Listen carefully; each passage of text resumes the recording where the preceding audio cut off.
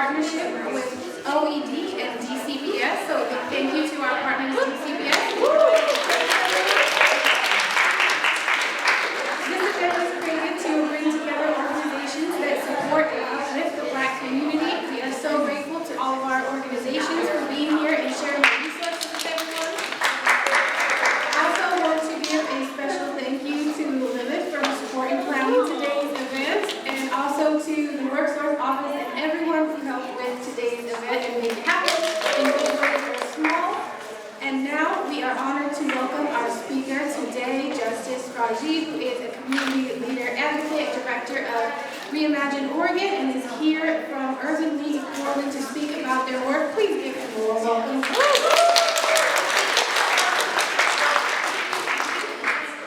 Please, I'm gonna. Can we turn it over? Is that good? Can you hear me? Yes. I don't want to. All right, we'll give it a try, and if it gets difficult, we'll make changes. My name is Justice Rajee. I'm the director of Reimagine Oregon, which is a project that is a part of the Urban League of Portland and also other organizations, but I've been housed in the Urban League of Portland for the last 4 years. I am also part of the advocacy and civic engagement team at the Urban League of Portland, sort of transitioning over to just the advocacy civic engagement team, but that's a conversation for a later day about how jobs change. Just to give some context, we were cooking. No, we're not cooking. I got to point that. All right, here we go. The mission of the Urban League is to empower African Americans and others to achieve equality in education, employment, health, economic security, and quality of life. The Urban League has been operating in Oregon and Southwest Washington for going on 80 years. This year is one of the longest serving organizations of any kind, definitely one of the longest serving Black-led, Black-centered organizations in the state and the region.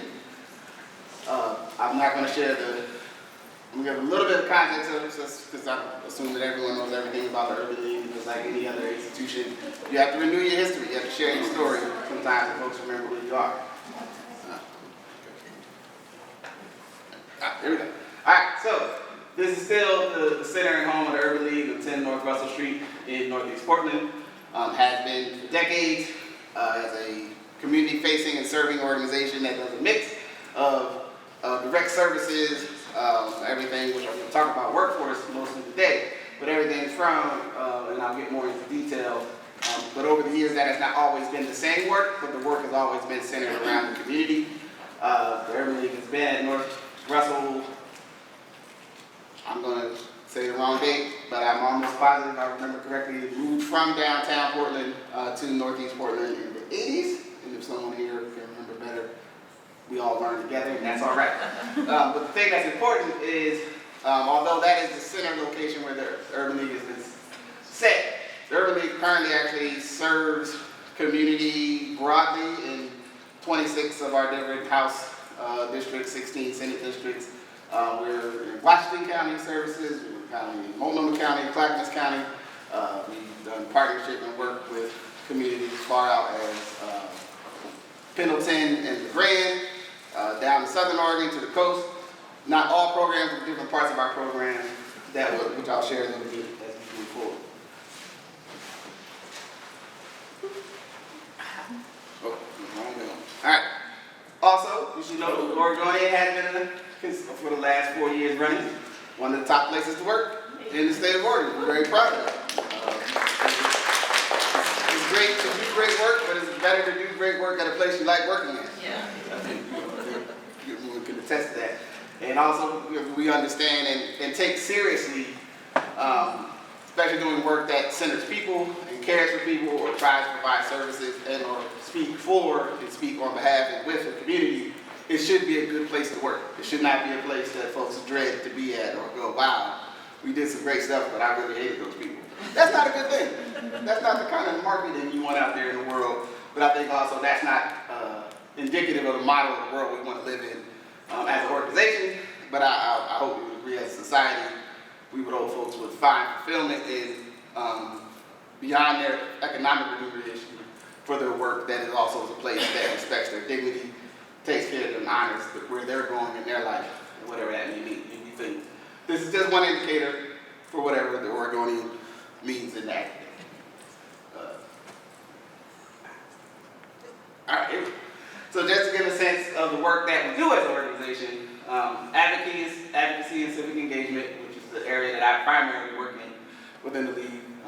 And we like to say that undergirds all of the other programmatic work, because the decisions that we make on what to work on is often sourced from the community. At a later date, I think you can still get it in the OSU Oregon State Archive around the origin of the Urban League. A part of the existence of the Urban League Portland here in our state,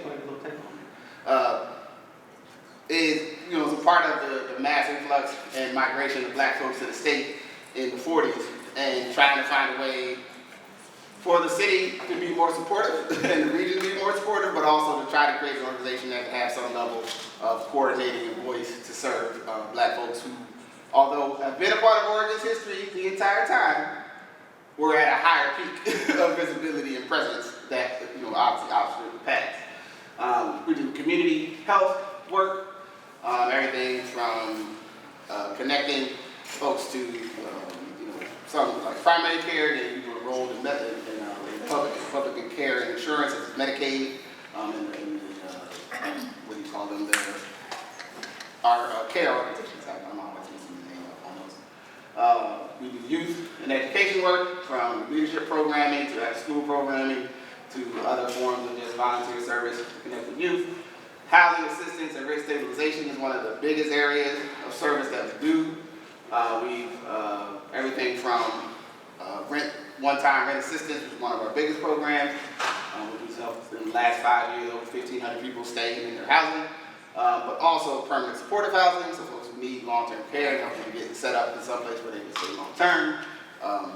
Street-level rapid rehousing, meaning direct outreach and getting the folks off the street. We operated the only black organization held homeless shelter in the state since the start of COVID. That particular program is coming to an end in its current form, but and also it's instituted our own model that once someone is in our care, they're in our care until we can get them somewhere permanent. I mean, we don't put people back out to the street without somewhere to go. Our senior services is one of the longest running senior programs in the state, but definitely the longest black community center, senior center, and we have a senior center that most folks know in Northeast Portland, but we also have a senior center here in Washington County, which is now at the Tiger Meals on Wheels. So, a lot of activity there. And workforce development, and also, I should say, we'll talk about that some more. Workforce and economic development has also always been a part of the conversation that the Urban League holds as it pertains to system change and taking care of people and protecting and delivering on that mission, because we understand that some of the primary challenges that attach to the denial of your civil and human rights is also the denial of you to take care of yourself, whether that means gainful employment, starting your own business, or just owning your property and being able to live on it in peace. We'll talk about that more, but this is just a snapshot of where all our work goes, and like I said, it's rooted in advocacy and civic engagement, because we get ideas of, well, where is the service needed? How can we improve it?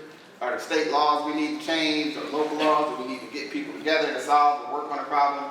So all of those things work in relationship with each other. Just again, for additional context on the history of the organization, the Urban League is one of the only organizations to ever host Dr. King here in the Northwest in his time when he was alive, and advocating for civil rights and human rights across our country. But we're deeply rooted in that work. It's not a side project, it is a part of the core project. We also are building housing. So as much as we're trying to protect and keep people housed, we also are looking at housing as one of the areas that folks will say, well, there's so many constraints and we don't know what we can do. And, it's like, well, we're going to try to show we can build housing. This is the Hattie Redmond, which is on the Northeast Interstate. Don't get me quoting totally inaccurately. However, Primarily like studios or one-bedroom apartments, mostly folks who've been helped to come off the street and find permanent housing in North and Northeast Portland. We have 7 projects. I think this was the 3rd project that was completed. I think there's 5 more in the pipeline, some that are affordable housing, some and 1 or 2, I think, newer ones that are more private partnerships, doing some things different. But basically, our interest is, one, we know our state needs housing. We need to embrace how we're going to get that done, but we also, in some of those cases, in circumstances, we need permanent supportive housing, we need some housing with programming, and also we need a little guidance, because folks don't always have a great imagination about what we can do, and we're trying to be a part of the solution that moves beyond just distributing aid, but also looking at how do we build the world that we want to live in, and what role can we play, and then hopefully show others what there's room for you to pick up and do something to, either that centers other communities that might need a particular voice in economic and housing development specifically, but also understanding that development, the soft skills related to developing a property, the financial work that's involved, the actual construction, aftercare are all also job and workforce issues that directly impact our region and our state. So as much as we can learn about the process of building, we can also learn when we're engaging around how other folks get engaged in the workforce, we can look to our own example and say, well, based on our process, here's where we needed more laborers on that contract site. Here's what our construction partner told us about their challenges finding skilled trades or not finding skilled trades, and who they had to go to, and where they had to find the resources.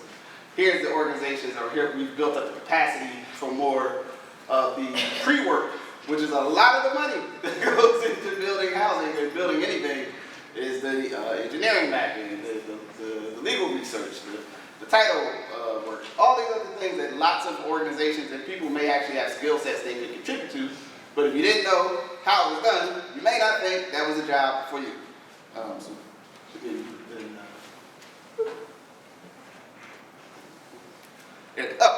In addition, on the advocacy side, we do things like meet the candidate forum, trying to create space to make another touch point for folks who are serving to connect with the communities that we serve. We're very big as an organization that our participants are also our community are also our participants, and that making sure these events happen create a window for other folks to have access that might not be the channels that they would access. They may not be big on the local news or some of our regional papers where they may trust the urban leagues. The urban league says, hey, we got some of the candidates together, hear what they say about the issue. These are non-partisan gatherings, they're not debates, they're just opportunities to see who's serving, and this is an example in the last election cycle of all the different forums that we held. Mostly, so we had some of the state-run offices and also some of the local regional. And they're good looks, and they're on the internet, so you can go back and look again, just in case you wondered what any of those folks who won the races said back when they were running. You can go back.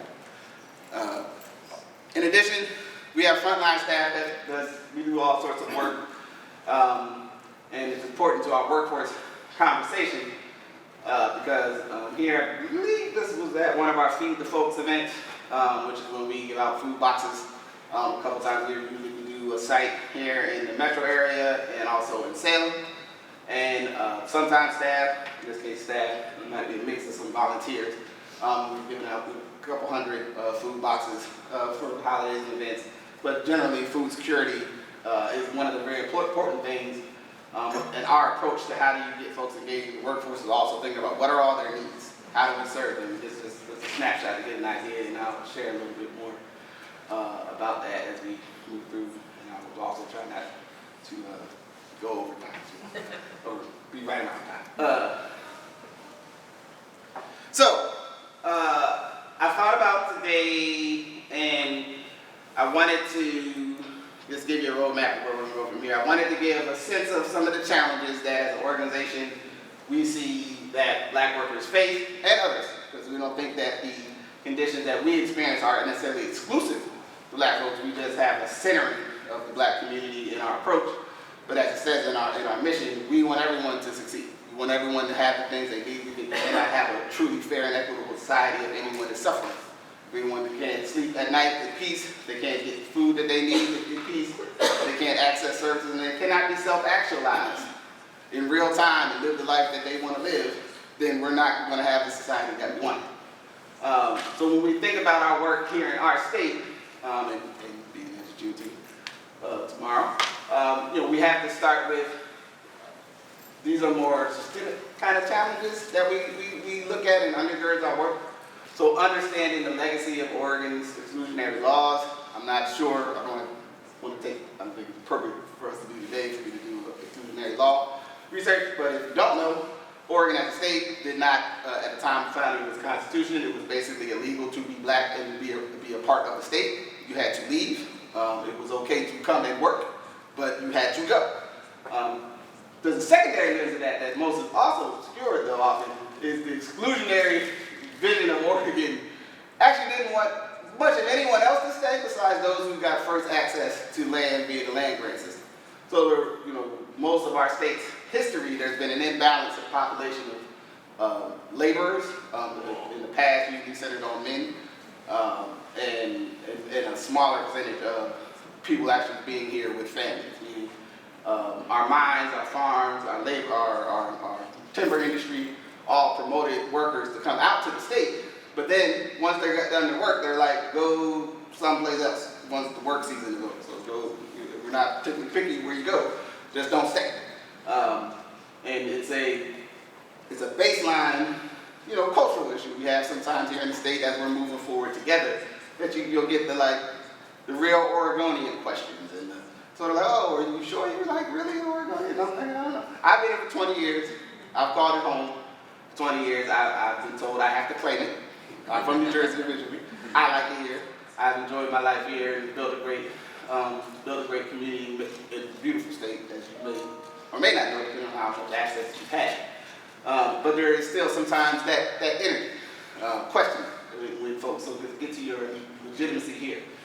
The erasure of black pioneers, and why I bring that up specifically again is starting from York, and actually, we'll start with York for the sake of our conversation. Black folks have been a part and in this state in terms of its relationship to the United States of America. And none of that is to the exclusion of our indigenous community and the ceded land that many of us stand on. But it's a reality that, again, when folks tell the story or your bona fides or your character as it relates to this state, they're Oregon Black pioneers do fantastic work making sure that folks remember that there's long-standing communities, even some of the communities will go, oh, well, you folks came here in the 40s. So, yeah, there's other people like, yeah, but we actually were over in this valley before then. The work of Maxville Heritage out in Joseph County, documenting the logging camp that was up there for over 40 years, that had a great population of black workers. The fishing industry, mining, you name it, there were, as I like to say, black folks were pioneering. We sometimes are looking for opportunity. We've been in a challenging state in this country, and we'll try things for a chance for freedom.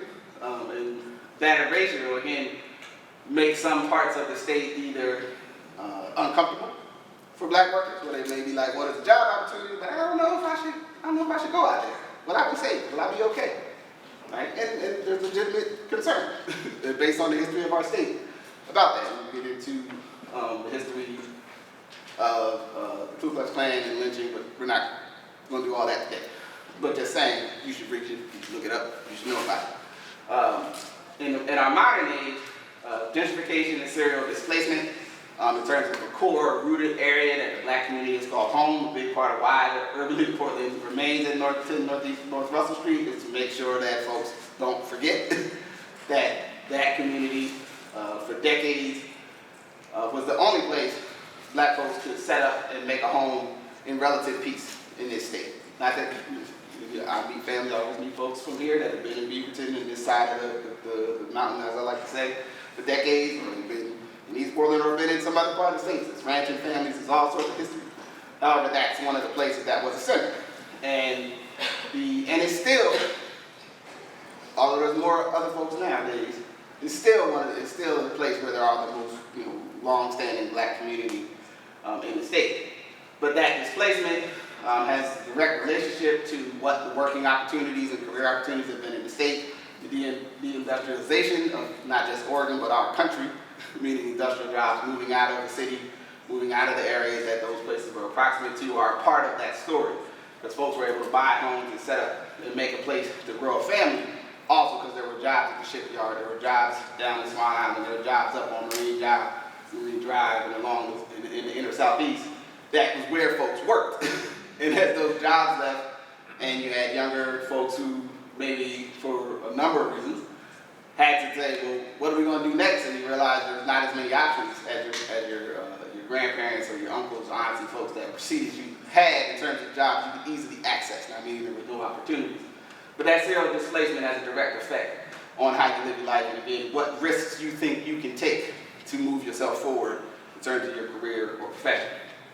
The racial wealth gap is an issue again for kind of the same reason. It's something that when we work with clients who are either coming out of homelessness or coming out of a life transition, and a serious concern for them is, do I have the foundation to make a job change? Can I risk going into pre-apprenticeship or a training program for 6 months so I can get to a new career? If I don't have the financial backing, if I don't have a family member I can stay with that's close, if I don't have these other supports, not saying that everyone else has those, but those are highlight factors for our community. And still, as we are in the world we are in, persistence of racial stereotypes and animus assumptions about black workers that should be outdated and erased, but still exist. And when black workers grows up, maybe they're not really qualified. Maybe they don't really want to work hard. Maybe they don't belong here. Maybe they got an opportunity because of a program, not because of their capacity that was demonstrated by the learning they did in that program. And then generally, still just not being hired by some folks. For, not that it's easy to document, but as the job application by name studies have shown repeatedly in our country, if a name is perceived as black, there's a higher chance that an equally qualified person will not be called. And we still live in that world. Hopefully we're getting better, but we will not let that go until there's evidence that we've actually got better. Now these are more challenges that I think that we look at as a part of where our work comes in, because they can be a little bit more centered on the person or the individual or a group. So access to career network is a big deal if you are already plugged into a set of people who are contractors that can give you an entry job or labor job on the site to kind of learn how to do construction even if you've had no training. It's a big deal if someone can plug you into an entry program at one of these fabs or at any of the other light manufacturing and or other professions that we have in this region. And that's one of the things we try to model in the way we do our career coaching work when I get to it. Training and credentials. Outside of the world where folks try to downplay or discredit the credentials you have, there are some times where you need some training or some credentials to get an opportunity. And making sure our programs give you the opportunity to plug in to some training, to explore if you've never been afforded the opportunity to really think about, man, what do I want? Often I would say, by show of hands, how many of us were highly encouraged to choose a career at 14? Somebody's like, this, you got to pick a job. This is what you're going to do. And it's like, 14. I don't know. I'll be a fan. Sure, I'll be one. Engineer. That's the one. Sounds like that's the answer you want. Right? This is a critical issue for our community, depending on what your life experiences have been, and workers, not just young people, but across the age spectrum, that sometimes you may have never really felt you had the time to go, what do I want? What do I like doing? What is curious to me? And we want to make sure we give those training experiences and then say, all right, here's the roadmap based on what you've said that might work for you. Financial supports. In my current work here as an advocate and working and getting to know the work that our workforce team does, but also in the prior work before I came here, I should have told a little more about myself. Kind of talk. Before I started doing the advocacy work I do here at the League, I've worked as an intensive case manager with youth and families involved with the criminal justice system for over a decade at POIC, and before that at SEI, before that as a young person in other places. But here, the reason that's important is I understand how significant it is when someone's trying to make a career or professional change. Sometimes they need a training, they need to pay for that training class, they may need a book, or they may just need some economic support so they can make the bridge to the next, to take the risk, to take the jump, to take the plunge. And if we can provide that support, then they can make that move. If it's anything under the spectrum from equipment, one of my favorite things when I used to work with young men coming home from incarceration is if they wanted the flag, tell them to get their flagging equipment. Because once they would go do the training, then they would come back and say, wait a minute, I need $500 to actually go flag. Because I have to own all this equipment. And nobody told me that before I started the class. And I'm like, all right, well, let's see if we can get you some equipment so you can get out there and get some work. Housing stability is, I think, one of the biggest issues and consistent big issue for our state. And it's a big issue for us because, again, we are sometimes either folks coming in for career support, and then they start talking to their case manager, and the case manager goes, wait a minute, what's happening with your rent? You're this much behind? Or you're worried about it? Or you just got an eviction notice, a no-cause eviction, and you need to find somewhere new? It's very hard to stay in your job, to take risks, to move forward in your career when you're not stable in your house. So it's a key issue for us that we want to make sure our folks get access to the housing that they need. And then economic growth in general, although we don't aspire to the idea that all economic growth will always end in a good result for our community, we bear witness to as a state. We do need growth. We do need space to happen for folks to have jobs and things to do or work that meets our needs. So we keep an eye on that, and we want to be centered in the idea that if we're going to build a different community that, again, includes all, brings more people in, and everyone gets what they need, that growth doesn't necessarily just need to mean we've made more money as a state. It may mean we've done better with how we use our money so that it's more effective for the well-being of most folks. A little data, not a lot, but I think it's always important. This is from the U.S. Labor Statistics that black unemployment rate nationally is still higher than all other groups.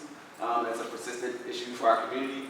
I had one number for Oregon, but I didn't want to. It wasn't a lot going on, and I didn't want to. This one I know is accurate. Where I didn't want to give you information that was inaccurate. We're also very concerned with young workers, because young workers are setting up and building their life, and also setting up the foundation for whatever future work they're going to do. And it's really important to us to ensure, or it's a focus area for us to be concerned with our young folks getting access to jobs and career opportunities, things that are going to start to help them figure out what they want to do, where they want to contribute. And again, we see our rates of young black workers is higher than other communities. So that's one of our major concerns. So, before I go to more about our workforce department, any just quick questions? I'm going to take a sip of water. Rock and roll, we move. So, our focus with workforce development is that we are creating prosperity through living wage jobs. It is a big focus for our organization. I am from a family that is afflicted with the John Henry syndrome, which means everybody has to have a job doing something all the time, and even if it maybe isn't the best job. And so I really focus on that living wage because we want to make sure, yes, a job is honorable. You can find something that you can work and make a living and bring something into your home, take care of yourself and your family. It's beautiful. But we want to hopefully get you into something that you are not just getting above the line with what you're doing and the amount of time you put in. So our programs focus on youth and adults and trying to connect them with higher rate jobs. We do, you can see the paragraph, all the things we do to do it.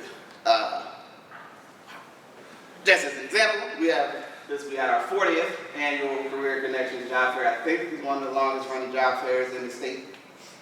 I'm gonna just say it is. And anybody can challenge me on that. Neighborhood is one of our flagship programs. Always has lots of organizations, but also we try to integrate that so broader community at large, whoever wishes to show up. We also make sure our participants that we're working on housing stabilization with are on the scene. Our families, our folks who are in our career programs also are coming down saying what the other options are. Our senior center, which a lot of times seems like to be on the scene, but also getting some of their, their great messengers to their families, like, hey, here's an opportunity to get you get up off the couch, man, come down there. They might have something for you. But also, again, we think it's important has to leave this position, because again, for some communities, we may be the voice that they hear and we'll go check out, as opposed to, random flyer job fair they heard was at the convention center, which they may be like, I don't know if somebody there is going to understand me or will listen to me or is going to treat me the same. But there's some level of expectation if it's our event, we're going to look out for you. So I'll get to sort of the first core program in our workforce development is our just career connections coaching. So it is everything that you would see maybe in a career space. Someone comes in and says, hey, I'm looking to figure out what I want to do with myself, or looking for a job, and instead of just saying, well, here's 5 jobs, apply to one, you go, well, what is, we do an assessment, you ask questions, you get assigned with a coach, you do some mapping and some thinking about what is it that you're interested in, what have you done before. That credentialing conversation I brought up earlier is a big challenge for the Black community, because sometimes folks have done lots of things, but they've done them in maybe untraditional ways or different structures where they cannot evidence their skill set. They can't evidence the things that they have contributed or the skills they've learned because they've either done them in informal settings, or maybe it was off the books, or it was taking care of a family member in a way, or doing a project in the community in a way that was otherwise unheralded. It's like, well, actually, you actually know how to do all of these skills. So that's where that career mapping and planning and that personal conversation comes in. The requisite cover letter, resume, although those worlds are a lot different than they were 10 years ago in terms of the way we apply for jobs these days with computers and all. In the world of AI, which we'll maybe get to a little bit later, but it's still important to know how to present yourself and share what you have and what you bring to the table. We do other supports in terms of if folks are going to go back to school, helping them get enrolled, helping them understand financial aid, goal setting. It's very small as financial goal setting. We actually have a whole financial literacy program that we do in conjunction with some credit bureaus that is available not just to our career workforce folks, but all of our participants. And I'll get the service integration. Go back. And it's all of those things. There's an email in there, like that's a general email. Someone just wanted to get followed up with by a career coach. There's all emails there. Someone will get back to them directly.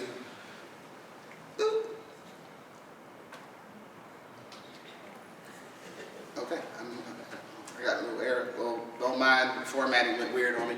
So that's our small business program at Entrepreneurship Academy.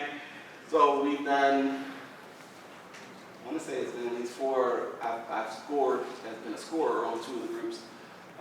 So in addition to seeing jobs and employment as a pathway to economic independence, we're very serious about entrepreneurship and supporting folks and supporting entrepreneurs.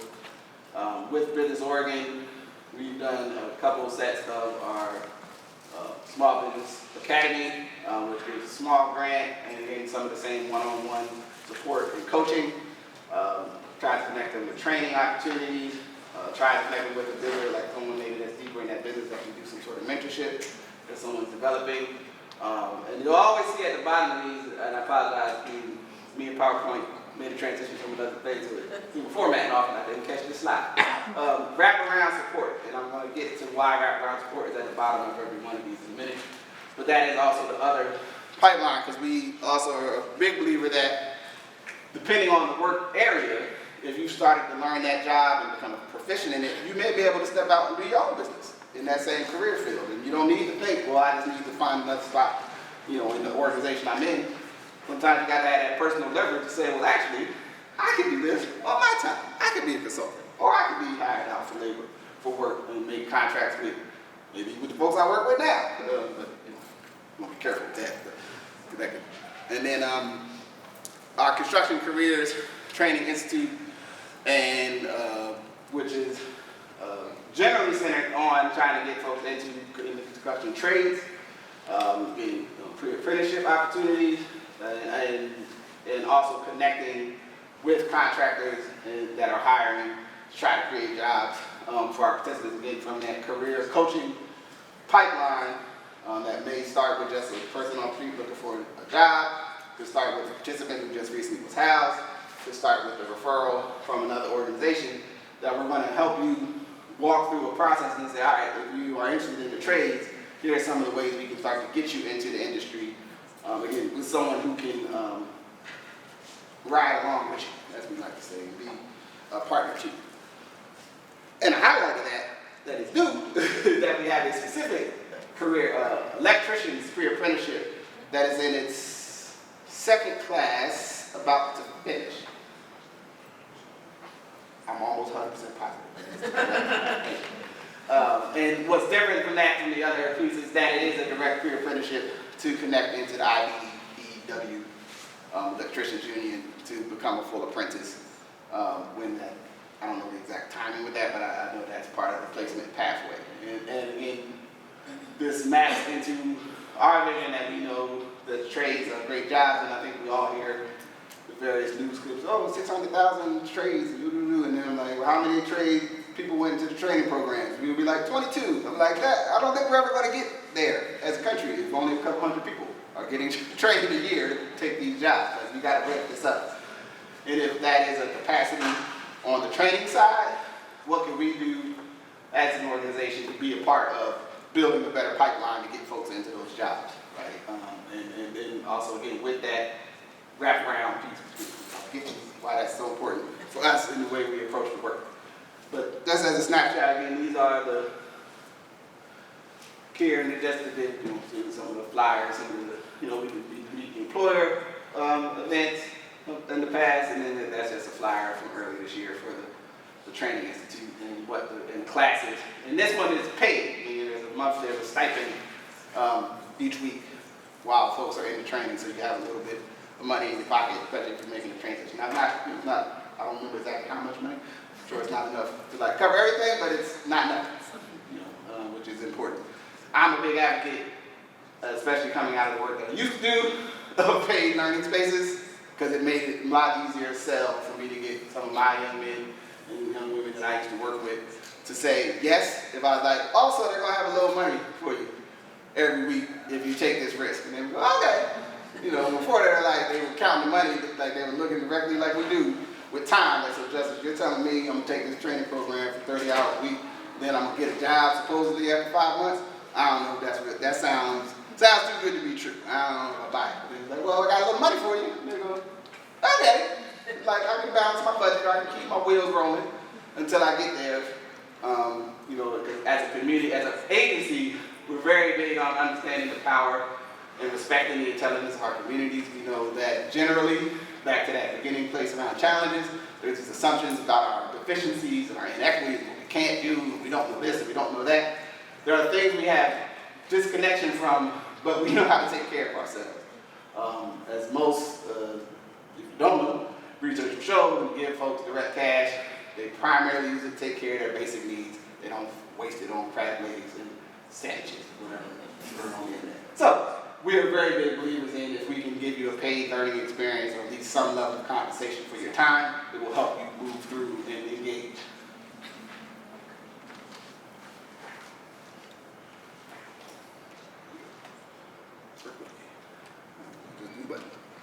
Alright, so service integration, though, is a key part of how we approach doing all this work. Our participants, no matter where they come into one of our programs or spaces, have access to the other spaces. And we think that's important because while every one of those slides at the bottom of the program also said wraparound services, is because we do not believe you can help a person with a career change if you are not there for them as a full unit. Meaning if they're having financial trouble with their home, that you try to get them connected to some housing support. If they are worried about a senior in their family that they care for, they're like, man, grandma, mom, she's getting older, and I don't know if I can take this job because I need to make sure we know we got a senior center, maybe can we get one of our folks out to check in with you, check in with her, maybe we do Meals on Wheels, maybe we get her to the center sometime, maybe there's some programming that will help take this so it's not a stressor that's making you make decisions that won't allow you to create this foundation for yourself. You may have kids, which a lot of people do, and you want something positive for them. You want to connect them with opportunities, or at least want some referrals to where they can go. Or you may need, more explicit work like daycare support, these other things, Medicaid navigation. You name it, you want to make sure that if someone is trying to make their transitions, whatever they are, that we're giving them the opportunity. They're not required to sign up for anything. They don't have to join a program, but it's there. And someone makes sure they know they can join in. Not to mention, I think I got it on the next slide. Well, we'll see. All of the events and programming that we do that are just community cultural events, from being a Good in the Hood parade. We're going to 5 different Juneteenth sites. I'm going to Medford on Friday. We go down to Southern Oregon. We got folks moving around to be connected, because then we also believe strongly that our opportunity is not just about the Portland metro region, it's about the whole country, the whole world, but what can we do to bridge and be connected, and also show the people if there is opportunity in another part of the state, but maybe you're afraid to go there because of what it means socially. And we say, well, we be down there sometimes, like maybe it won't be so bad. Like, we'll figure it out. But connecting folks to success, is that you have to deal with the challenges that they face. You got to engage where they're at. And if that maybe isn't in your purview as a person that is doing hiring or other type of workforce-related work, we're happy to be a partner. They don't have to get a job because of us. If they're working with you on the job, but they need some other services, call us. You might be able to be support. You might be able to. They just might need somebody to lean on for a couple minutes. Who knows? And it's always connected to our advocacy and civic engagement, because, again, these are the things that we go, oh, that's an area of need, that if we could get the state to change this, we can do that, or if the city of Hillsborough does X, or if Washington County opens this up, that means this can happen. Let's go down there and we have some space that we can reach out to whoever it is that may need to have that direct engagement. That might, be outside of the scope of time for a regular person who's looking for a job or making a career change. But we can say, hey, we didn't even know that was happening over there. Can you tell us more about that, so then we can inquire. Can we make a structural change? And then the other part of the civic engagement is we believe strongly that folks who are engaged in their society can then make sure their voice is heard in the decisions that we make, whether it's current state budget, which is a whole challenge, or if it's other things that are what's coming to our region, what priorities we put in place. Can we capture that? Can we show you how to engage with systems? Can we make sure you're aware of things that are impacting your day-to-day life and make them available to you?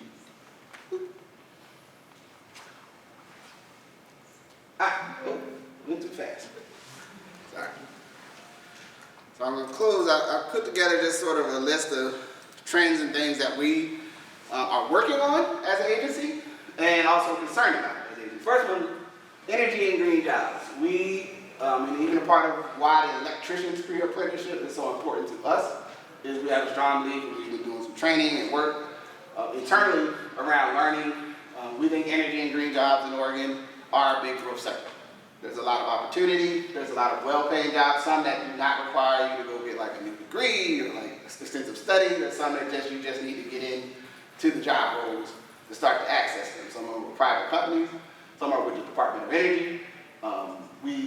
If any of you have, like I have, drive to Eastern Oregon, and you, especially this time of year, once it gets to April and May, and see all the windmills that are driving down the highway that were put together here in Portland, and are going down the road to be installed, not just in Oregon, but in Washington and Idaho. That means those are jobs that are happening right here in our community, in our state. But I don't know who's getting access to those jobs. What's the training? What's the pipeline, right? There's all sorts of other energy roles. I don't have the space to go into them here, but some of the training and consulting that we've received is pointing to really clear pathways to lots of great, well-paying jobs. And also, we have an aging community that's been doing those jobs, and some of those folks are going to retire soon. And they live here. So our dam systems, the power plants and other operations that we have here, we're gonna need new people to take in those roles as folks, finally say, I wanna go sit down for a little while. And relax, hopefully. That's my mom was 78. She sort of gets to relax, but not all the time. So I'm very sensitive to that. So that's one of our high line issue trends that we're watching and that we're trying to build the capacity to help folks access. The construction trades, sub to that, a part of the energy thing, but also just generally, there's a lot of construction work available.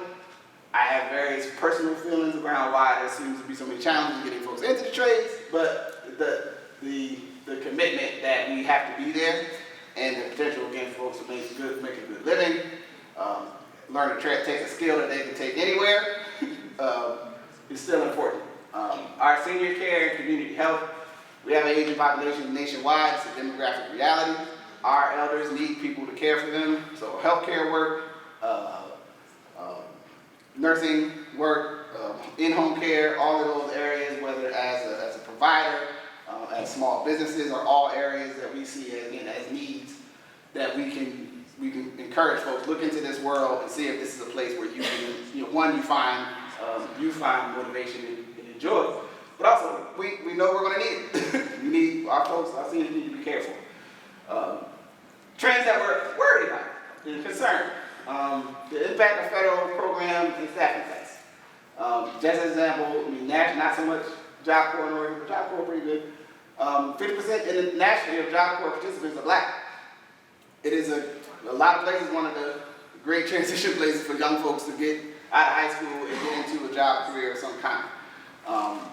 Black workers over-index in the federal job roles, and there's a lot of grants that pass through from the federal government that we are concerned are going to directly harm black workers and from across different job genres.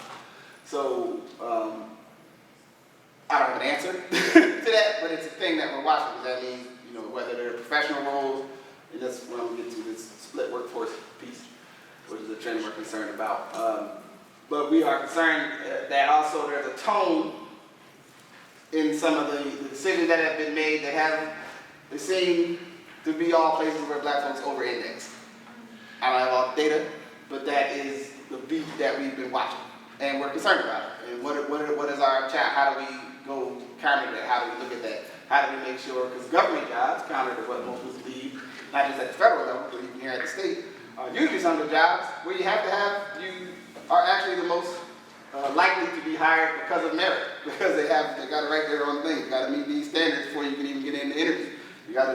It's a challenging space, but that's a concern that we have. We have some data that is anecdotal and some specific around that in this state, especially for black workers, it's sort of a split workforce.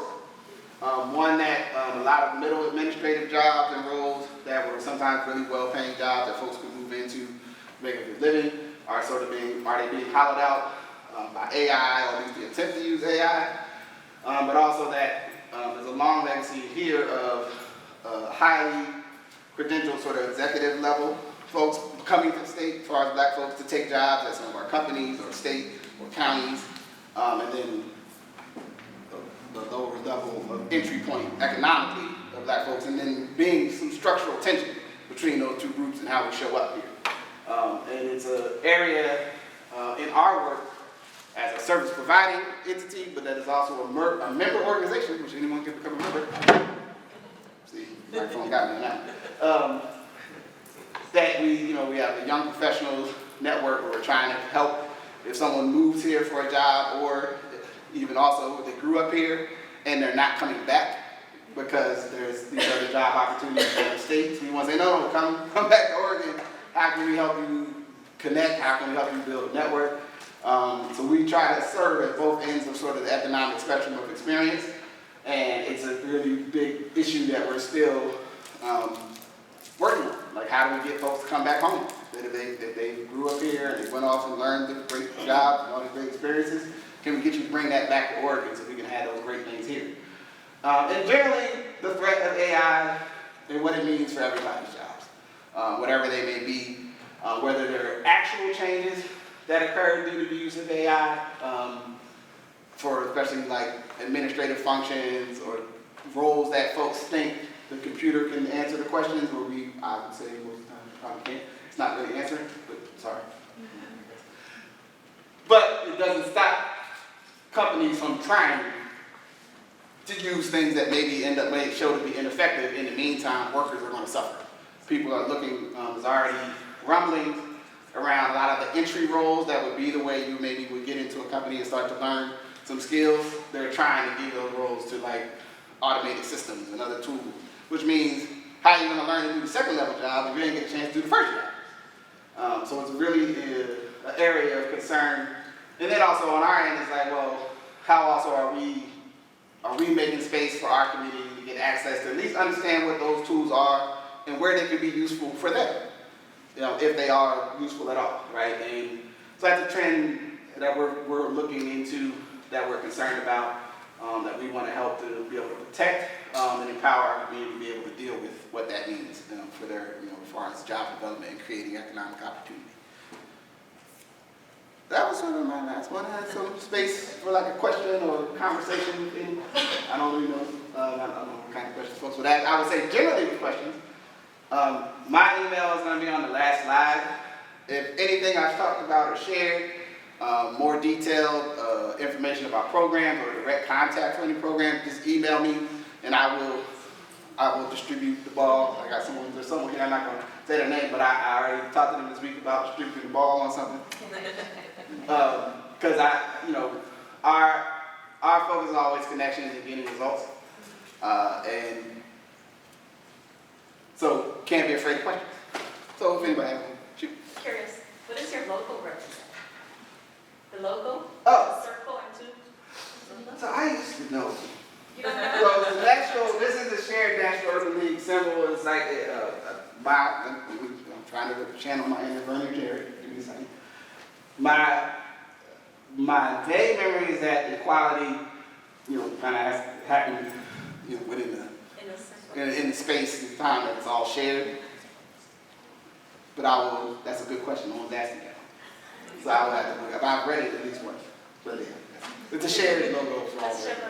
Also, you should know we're one of the biggest urban leagues in the country, which most people don't know. We do a lot of services here. Cool. Other questions? Where's the majority of your funding, or what's the breakdown of? It's a mixed bag. So a lot of our housing stability work has been done with Oregon Housing and Community Services.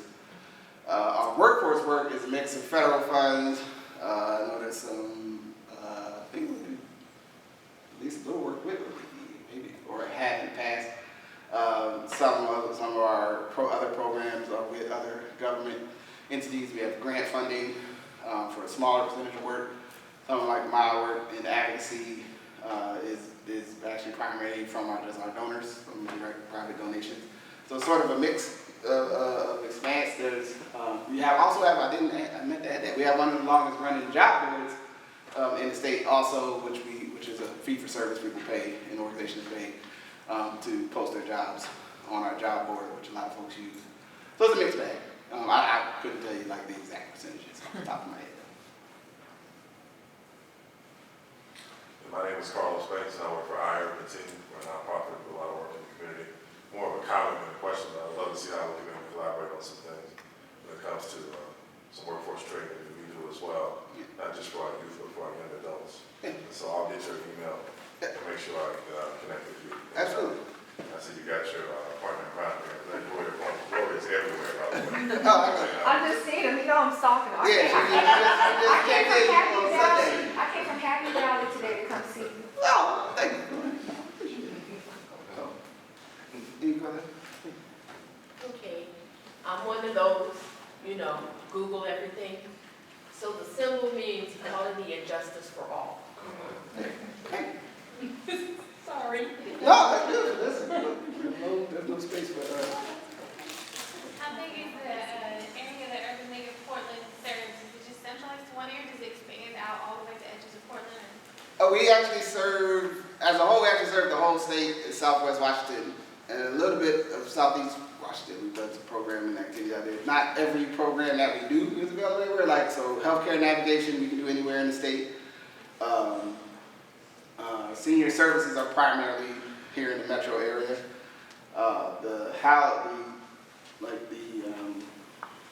The small business entrepreneur group was actually statewide. Because that was with Business Oregon, so we had folks not just in the metro area, all over. When we do some of our community conversations and engagement work, that's what I actually was bringing up. It was I personally have been in Pendleton, Ontario,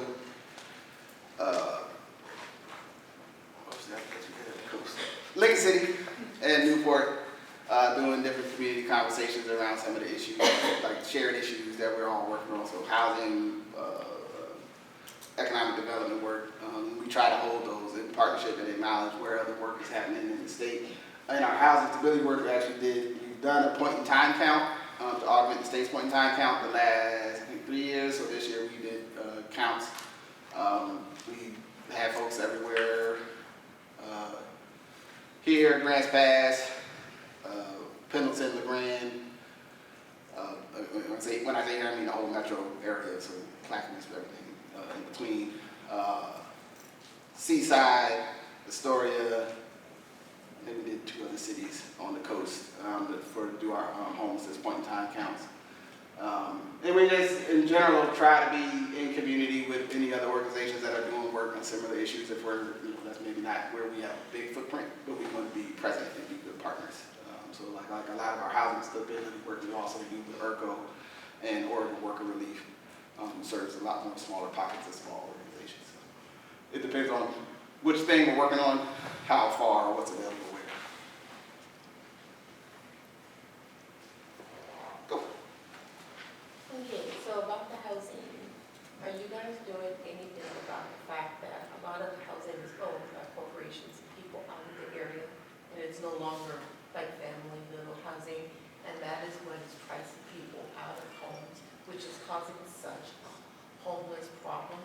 And the way the tax laws are written so that these big corporations can write off empty apartments for the full price. Are you guys working in cahoots with that to reestablish the balance instead of it just being the rich so much percent owning and controlling most of the housing in certain areas?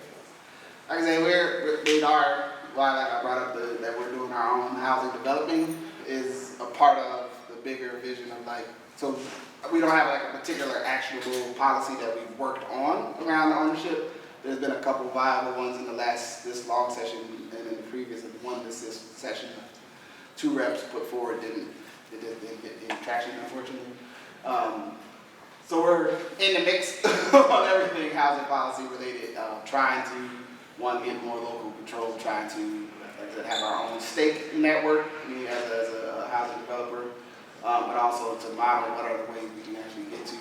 We've done long-standing work in housing enforcement, meaning fair housing enforcement, so doing we call it the model calls and send a person, we do that work also as well. We have, I don't remember if we're doing that today. So we're highly invested in trying to get housing out of this space where it is primarily a moneymaker for other people and not a place for people to live. I think I can safely say, I'm not saying the truth. So, but always, if you have ideas, questions, either feel free to answer, and then we can get you plugged in when we're doing any future work around the house. I'll go to my next slide. That's got my email there on it, and my phone. Should have my phone number there. Anytime if you have any questions about anything or want more detail, send me a message, and I will get you what you need. And hopefully, again, I'd love to work with anybody here or connect with the right folks. Do more work because it's all about getting things done for us.